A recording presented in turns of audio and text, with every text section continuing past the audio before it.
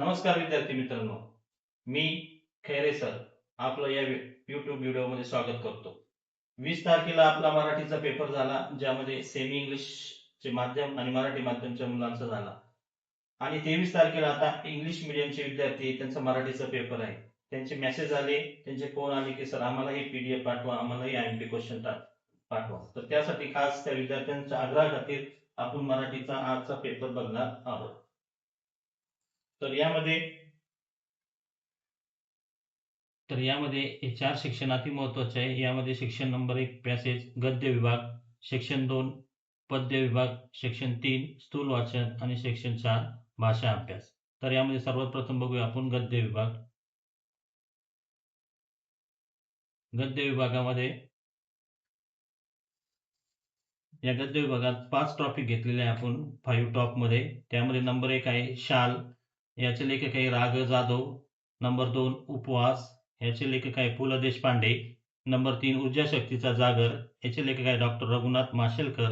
Number 4 जंगल diary, याचे लेखक आहे अतुल धामनकर. आणि नंबर 5 फूटप्रिंट्स, याचे लेखक आहे डॉक्टर प्रदीप आवटे. तर या ठिकाणी आपण बघूया शाल. तर यामध्ये शाल याचे महत्वाचे उतारे आहे. यामध्ये पहिला उतार आहे, एकदा मी पु ल देशपांडे यांच्याकडे गेलो होतो, ते त्या शालीच्या उभे त्या बाळाला नक्कीच आराम मिळाला असेल. आणि दुसरा पॅरेग्राफ येऊ शकतो, मी 2010 साली साहित्य संमेलनाचा अध्यक्ष झालो, ते शालीच्या वर्षावामुळे माझी शालीनता गेली नाही. आणि यामध्ये सर्वात महत्वाचे 2 सोमत तुम्हाला येऊ शकतात, 2 प्रश्न येऊ शकतात. त्यामध्ये पहिला प्रश्न आहे, शालीमुळे शालीनता येते का? तुमचे मत सविस्तर स्पष्ट करा. दुसरा प्रश्न आहे, लेखकाने गायीच्या वासरासाठी किंवा त्या गरीब स्त्रीसाठी दाखवलेली संवेदनशीलता तुमच्या शब्दात लिहा. यानंतर नेक्स्ट दुसरा आहे उपवास, याचे लेखक पु ल देशपांडे. यामध्ये महत्वाचे उतारे आहेत, माझ्या डाएटच्या व्यायामाला सकाळी सुरुवात झाली, ते दोरीवरच्या उड्यांचा शेवटचा प्रयत्न थकला. आणि दुसरा पॅरेग्राफ असू शकतो, पहिला दिवस सुरळीत गेला, ते बटाट्याचं नाव काढू नका. आणि यामध्ये देखील 2 प्रश्न तुम्हाला सोमतसाठी येऊ शकतात. यामध्ये पहिला प्रश्न आहे, पंथाच्या उपवासाबाबतच्या फजितीचे वर्णन तुमच्या शब्दात लिहा. आणि दुसरा प्रश्न आहे, माणसाने एखादा संकल्प केला की तो पूर्ण का होत नाही, उपवास पाठाच्या आधारे लिहा. तर हे 2 सोमत तुम्हाला लिहायचे आहे. त्यानंतर तिसरा आहे ऊर्जा शक्तीचा जागर, याचे लेखक आहे डॉक्टर रघुनाथ माशेलकर. यामध्ये हा महत्वाचा उत्तर तुम्हाला येऊ शकतो, माझे प्राथमिक शिक्षण ते माझी आई हीच माझी केवळ शिक्षक नव्हती तर माझी सर्वस्व होती. यामध्ये देखील तुम्हाला 2 प्रश्न सोमतसाठी येऊ शकतात. पहिला प्रश्न आहे, लेखकाच्या आईचे व्यक्तिमत्व तुमच्या शब्दात रेखाटा. आणि दुसरा प्रश्न आहे, शिक्षणाशिवाय प्रगती नाही हे लेखकाच्या जीवनावरून कसे सिद्ध होते ते स्पष्ट करा. यानंतर चौथा आहे जंगल डायरी, याचे लेखक आहे अतुल धामनकर. यामध्ये महत्वाचं उत्तर आहे, वाघिणीने वळून वळून पाहत ते बिबट्याची चाहूल लागली असावी. यामध्ये देखील 2 प्रश्न तुम्हाला येऊ शकतात जे सोमत असेल. यामध्ये पहिला प्रश्न आहे, प्राण्यांच्या सुरक्षतेसाठी मानवाने कोणती काळजी घेणे आवश्यक आहे, तुमचे मत लिहा. आणि दुसरा प्रश्न आहे, वाघीण आणि तिची पिल्ले यांच्यातील प्रेम उत्तराच्या आधारे स्पष्ट करा.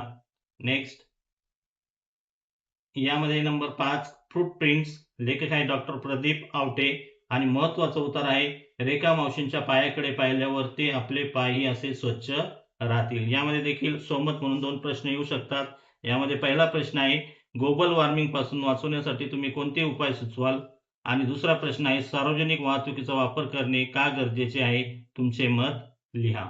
यानंतर नेक्स्ट आहे पद्य विभाग. या पद्य विभागामध्ये देखील आपण 5 पोएट्री घेतलेले आहे, 5 पोएम घेतलेले आहे. सगळ्यात महत्वाचे आहे, यामध्ये नंबर 1 आहे 2 दिवस, याचे लेखक आहे नारायण सुर्वे.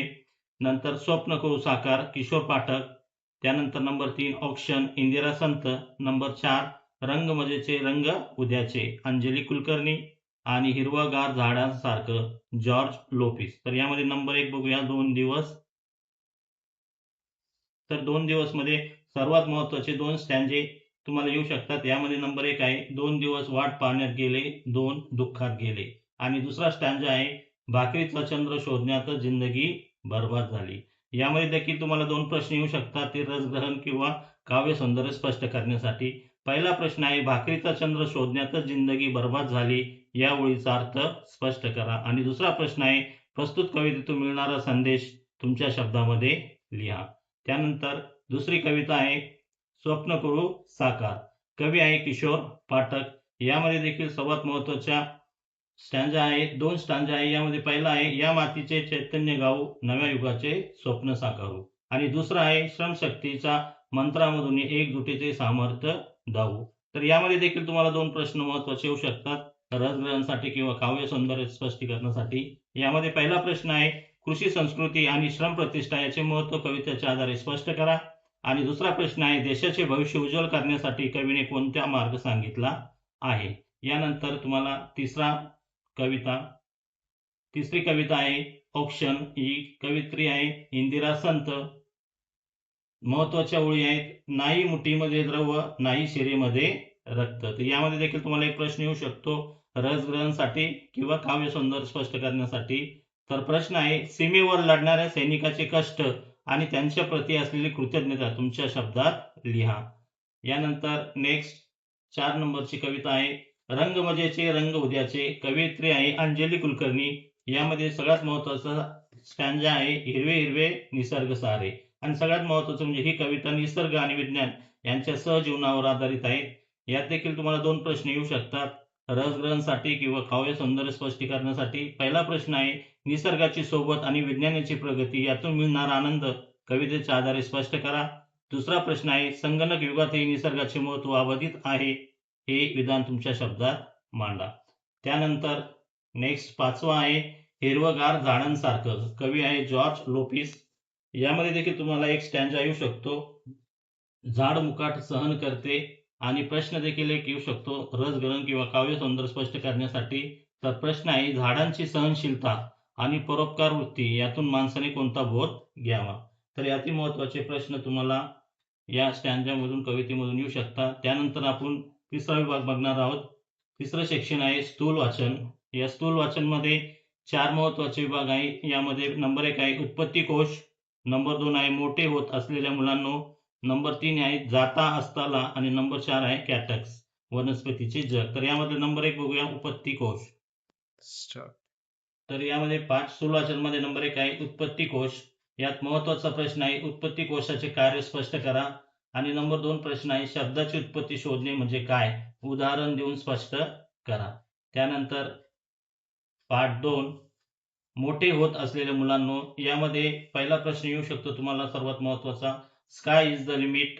ही परिस्थिती केव्हा निर्माण होऊ शकते ते पाठाच्या आधारे लिहा. आणि दुसरा प्रश्न आहे डॉक्टर होमी भाभा यांनी बार्क मधील मुलांना कोणता मोलाचा संदेश दिला. या ठिकाणी मी IMP क्वेश्चन केलेला आहे बघा, मार्क केलेला आहे. त्यानंतर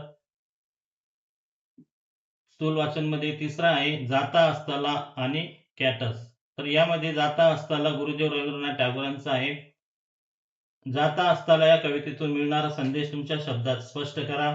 आणि दुसरा प्रश्न आहे सूर्य आणि पंथी यांच्यातील संवाद तुमच्या शब्दात लिहा. आणि कॅटस या वनस्पतीचे जग यामध्ये पहिला प्रश्न आहे कॅटस या वनस्पतीचे वैशिष्ट्य तुमच्या शब्दात लिहा. आणि कॅटे म्हणजे त्याची पानेच आहेत या विधानाचा अर्थ स्पष्ट करा. तर असे 2 प्रश्न तुम्हाला त्यामध्ये येऊ शकतात. सर्वात महत्वाचे आहे हे सर्व प्रश्न आपण करून जाणे. आणि 4 महत्वाचे विषय आहेत. यामध्ये नंबर 1 आहे वाक्य प्रकार आणि वाक्य रूपांतर, नंबर 2 आहे बहुपर्यायी प्रश्न ज्याला आपण MCQ म्हणतो, त्यानंतर नंबर 3 आहे वाक्यप्रचार व त्याचा अर्थ, आणि नंबर 4 आहे शब्द संपत्ती आणि लेखन नियम. यामध्ये नंबर 1 बघा वाक्याचा प्रकार ओळखा. यामध्ये पहिलं वाक्य तुम्हाला असं येऊ शकतं सृष्टीत ओळखलंस का मला. तर याचा प्रश्नार्थी वाक्य आहे. नंतर सकाळची वेळ अभ्यासाला योग्य असते हे विधानार्थी वाक्य आहे. त्यानंतर बापरे किती उंच इमारत आहे ही, हे उद्गारार्थी वाक्य आहे. रांगेत उभे राहा हे आज्ञार्थी वाक्य आहे.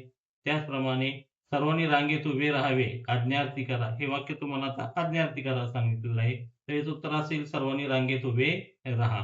त्यानंतर प्रवासात भरभरून बोलावे हे वाक्य आज्ञार्थी करा म्हणजे उत्तर येईल प्रवासात भरभरून बोला. ताई उंच आहे हे वाक्य नकारार्थी करा. उत्तर येईल ताई ठेंगणी किंवा बुटकी नाही. ही इमारत खूप उंच आहे उद्गारार्थी करा. तर उत्तर येईल बापरे किती उंच इमारत आहे ही. त्यानंतर तू कोणत्या शाळेत जातोस ते मला सांग प्रश्नार्थी करा. उत्तर येईल तू कोणत्या शाळेत जातोस क्वेश्चन मार्क. त्यानंतर आज जाण्याचे सर्व मार्ग खुले नव्हते. होकारार्थी करा. उत्तर येईल आज जाण्याचे सर्व मार्ग बंद होते. त्यानंतर बहुपर्यायी प्रश्न ज्याला आपण MCQ म्हणतो. हे या ठिकाणी बघा उत्तरासह मी तुम्हाला दाखवलेले आहे. आज्ञा व्यक्त करणारे वाक्य असं असू शकतं, मुलांनो रांगेत चला. दुसरं विधानार्थी वाक्य उत्तरासह सांगतो, राधा रोज शाळेत जाते. तीव्र भावना थेट व्यक्त करणारे वाक्य म्हणजे उद्गारार्थी. त्यानंतर अरे रे किती वाईट झाले भावना, उत्तर शोक.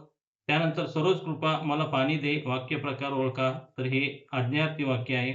त्यानंतर राजू नेहमी व्यायाम करतो, हे वाक्य विधानार्थी आहे. त्यानंतर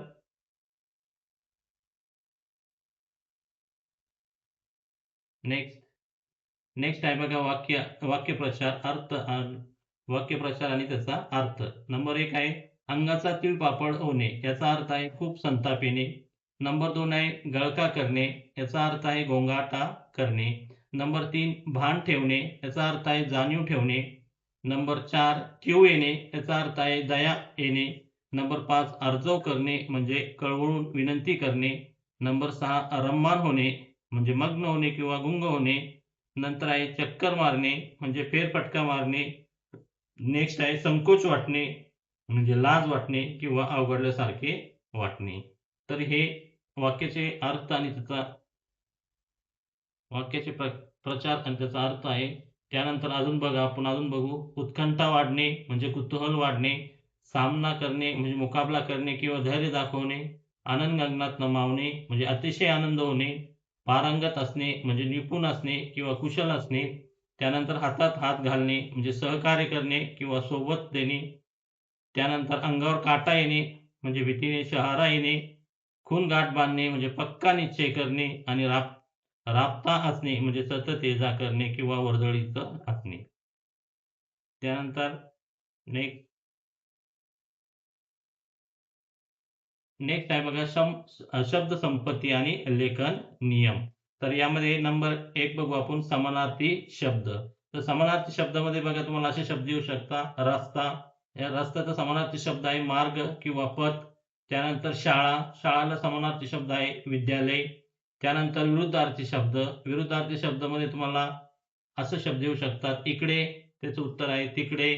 निंदा, विरुद्धार्थी शब्द आहे स्तुती किंवा प्रशंसा. त्यानंतर लिंगबदलामध्ये लेखक, लेखिका, घोडा, घोडी. त्याचप्रमाणे विरामचिन्हे. तर विरामचिन्हामध्ये बघा हे नंबर 1 चं उद्गारार्थी चिन्ह आहे. त्यानंतर याला प्रश्नार्थी चिन्ह म्हणतात. त्यानंतर याला स्वल्पविराम म्हणतात आणि याला अवतरण चिन्ह असे म्हणतात.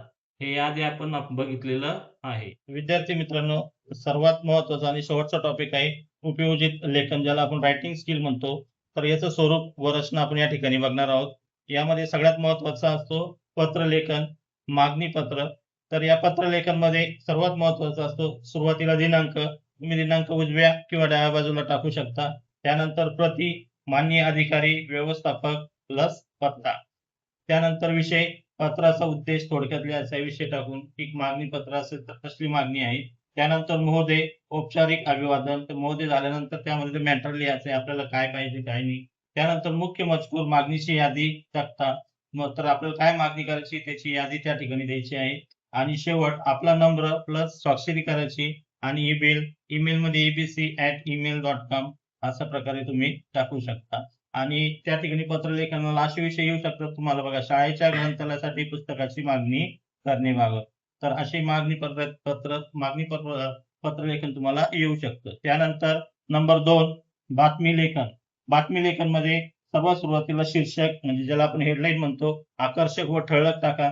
त्यानंतर स्थळ व दिनांक, उदाहरणार्थ पुणे 23 एप्रिल असं एक स्पष्टपणे लिहा. त्यानंतर स्रोत, आमच्या वार्ताहराकडून म्हणजे ती बातमी कोणाकडून प्राप्त झाली त्यासाठी स्रोत असतो. त्यानंतर पहिली ओळ लीड, ज्याला महत्वाची माहिती असते ती लिहायची. त्यानंतर मुख्य तपशील, कार्यक्रमाचे स्वरूप, पाहुणे, कार्यक्रम कशा प्रकारे झाला, कोण पाहुणे उपस्थित होते. आणि शेवट समारोप, ज्याला आपण आभार प्रदर्शन म्हणतो, सांगता म्हणतो. तर अशा प्रकारची बातमी आपण त्या ठिकाणी तयार करायची आहे. बातमीसाठी अशा प्रकारचे प्रश्न तुम्हाला येऊ शकतात. आदर्श विद्यालयात वसुंधरा दिन उत्साहात संपन्न झाला, तर याची तुम्हाला बातमी तयार करावी लागेल. त्यानंतर नंबर 3 आहे कथालेखन. कथा लेखन मध्ये शीर्षक सर्वात महत्वाचा असतो. कथेला साजेसं असं नाव द्या. जी कथा असेल त्याला अनुस्वरूप असं त्या ठिकाणी तुम्हाला शीर्षक द्यायचं असतो. त्यानंतर सुरुवात, पात्राची ओळख व वातावरण, त्यानंतर मध्यमध्ये समस्या किंवा संघर्ष टाकायचा असतो. त्यानंतर विस्तार 3 परिच्छेदात मांडणी करायची आणि शेवट समस्येचे निवारण आणि त्यानंतर तात्पर्य, ज्याला आपण मॉरल म्हणतो, की कथेतून मिळणारा बोध, की आपल्याला यामधून काय मिळालं, कोणता बोध मिळाला, तर ते तात्पर्यामध्ये लिहायचं असतं. तर यासाठी काही प्रश्न तुम्हाला असे असू शकतात. प्रामाणिकपणाचे फळ नेहमी चांगले मिळते. तर याचं देखील तुम्हाला कथालेखन करावे लागतात. तर विद्यार्थी मित्रांनो, सर्वात महत्त्वाचे हे तिन्ही टॉपिक आहे. हे तुम्ही अभ्यासून जा. नेक्स्ट आहे बघा विभाग 5वा, उपयोजित लेखन. तर रायटिंग स्किल आपण ज्याला म्हणतो, या रायटिंग स्किल मध्ये सर्वात महत्त्वाचे असतात 3. त्यामध्ये नंबर 1 आहे पत्रलेखन. या पत्रलेखन मध्ये मागणी पत्र किंवा औपचारिक पत्र स्वरूप असू शकते. त्यानंतर बातमी लेखन. या बातमी लेखन मध्ये देखील एखादा दिन साजरा केला आपण शाळेत, वृक्षारोपण वगैरे, तर त्याची बातमी देणं असते. त्यानंतर कथा लेखन, नैतिक कथा किंवा प्रामाणिकपणाचा विजय. तर या ठिकाणी आपण नंबर 1 बघूया, पत्रलेखन. बघा, पत्रलेखन मध्ये आपण एक मागणी पत्र स्वरूप घेतलेलं आहे. दिनांक सर्वात सुरुवातीला दिनांक 23 फेब्रुवारी 2026. प्रति मान्य व्यवस्थापक, त्या ठिकाणी दुकानाचे नाव व पत्ता लिहायचा आहे. त्यानंतर विषय, शाळेच्या ग्रंथालयासाठी पुस्तकाची मागणी करण्याबाबत आणि खाली मजकूर लिहायचा आहे. महोदय, मी आदर्श विद्यालय या शाळेचा विद्यार्थी प्रतिनिधी या नात्याने मुख्याध्यापकाच्या परवानगीने हे पत्र लिहित आहे. आमच्या शाळेच्या ग्रंथालयासाठी खालील पुस्तकांची आवश्यकता आहे. आणि मग त्यामध्ये तुम्ही पुस्तकांची यादी द्यायची आहे. पुस्तकांची यादी बघा, मराठी व्याकरण 20 प्रती, गणित मार्गदर्शक 15 प्रती, विज्ञान कोश 10 प्रती. यामध्ये तुम्ही कोणतेही विषय टाकू शकता आणि प्रती देखील तुम्ही 20च्या ऐवजी 25 किंवा 30 सांगू शकता. त्यानंतर किंमत 5,000 रुपयापर्यंत सवलतीसह असं त्यांना द्यायचं आहे. आणि शेवटी खाली आपला नंबर अ, ब, क, विद्यार्थी प्रतिनिधी आणि पत्ता आदर्श विद्यालय, धुळे 424001 किंवा आणि ईमेल abc.email.com. तर अशा प्रकारचं पत्र तुम्हाला त्या ठिकाणी राईट डाऊन करायचं आहे. त्यानंतर जर बातमी लेखन आली असेल, तर या ठिकाणी मी बातमी लेखनासाठी घेतलेला आहे बघा एक विषय, वसुंधरा दिन स्वरूप. तर या ठिकाणी सर्वात सुरुवातीला आदर्श विद्यालय धुळे येथे वसुंधरा दिन व वृक्षारोपण सोहळा मोठ्या उत्साहात संपन्न झाला. तर याची बातमी बघा कशी असते. धुळे 23 एप्रिल आमच्या बातमीदाराकडून, म्हणजे जो बातमीदार वार्ताहर असतो त्या गावातला, त्याच्यानुसार आमच्या बातमीदाराकडून काल दिनांक 22 एप्रिल रोजी आदर्श विद्यालय धुळे येथे जागतिक वसुंधरा दिनानिमित्त वृक्षदिंडी आणि वृक्षारोपण कार्यक्रम आयोजित करण्यात आला होता. या कार्यक्रमाला प्रमुख पाहुणे म्हणून वन अधिकारी मान्य श्री शशिकांतराव उपस्थित होते. त्यांनी विद्यार्थ्यांना पर्यावरणाचे महत्त्व पटवून दिले. शाळेच्या मैदानावर 100 रोपांची लागवड करण्यात आली. मुख्याध्यापकांच्या आभार प्रदर्शनाने कार्यक्रमाची सांगता झाली. या कार्यक्रमात सर्व विद्यार्थी, शिक्षक व पालक उपस्थित होते. हे अशा प्रकारचं तुम्हाला त्या ठिकाणी बातमी लेखन करायचं आहे. त्यानंतर विषय कोणताही असो. आणि त्यानंतर तिसरा प्रश्न तुम्हाला कथा लेखन आणि स्वरूप येऊ शकतं. या ठिकाणी तुम्हाला एखादी कथा येते, त्या कथेचा विस्तार तुम्हाला लिहायचा आहे. जसं की त्या कथेला शीर्षक, आपण या ठिकाणी एक कथा घेतली आहे बघा, तिला शीर्षक दिलं आहे कष्टाचे फळ किंवा प्रामाणिकपणाचा विजय. आणि कथेचा विस्तार बघा, राजू नावाचा गरीब मुलगा बाजारात बांगड्या विकायचा. त्याला बहिणीसाठी लाल फ्रॉक घ्यायचा होता, पण त्याचा धंदा झाला नाही. अचानक त्याला एका श्रीमंत माणसाचे हरवलेले पाकीट सापडले. त्याने ते पाकीट प्रामाणिकपणे परत केले. त्या श्रीमंत माणसाने खुश होऊन राजूला लाल फ्रॉक भेट दिला. आता यामध्ये बघा, त्याला त्या माणसाचे पाकीट वापस केले, त्यामुळे त्या माणसाने खुश होऊन त्याला लाल फ्रॉक त्याला भेट दिला. आणि म्हणूनच प्रामाणिकपणाचं फळ नेहमी चांगलंच असतं. याचं हे तात्पर्य आहे, की जो प्रामाणिक वागतो त्याचं फळ नेहमी त्याला मिळतं. तर तात्पर्य देखील आपण लिहायचं आहे. तर विद्यार्थी मित्रांनो, आज आपण गद्य विभाग, पद्य विभाग, स्थूल वाचन, त्याचप्रमाणे ग्रामर म्हणजे व्याकरण आणि उपयोजित लेखन या सर्वांचा सविस्तर असा अभ्यास केलेला आहे. अपेक्षा करतो की आपल्या सर्वांना मराठीचा पेपर चांगला सोपा जाईल. आत्मविश्वासाने पेपरला सामोरे जा. त्याचप्रमाणे आपला जो 20 तारखेला मराठीचा पेपर झाला मराठी मीडियमचा, त्याची आन्सर की आपण आपल्या युट्यूबवर अपलोड केलेली आहे. ती वाचायची एक वेळेस बघा. आणि तुम्हा सर्व विद्यार्थ्यांना परीक्षेच्या खूप खूप शुभेच्छा. Best of luck.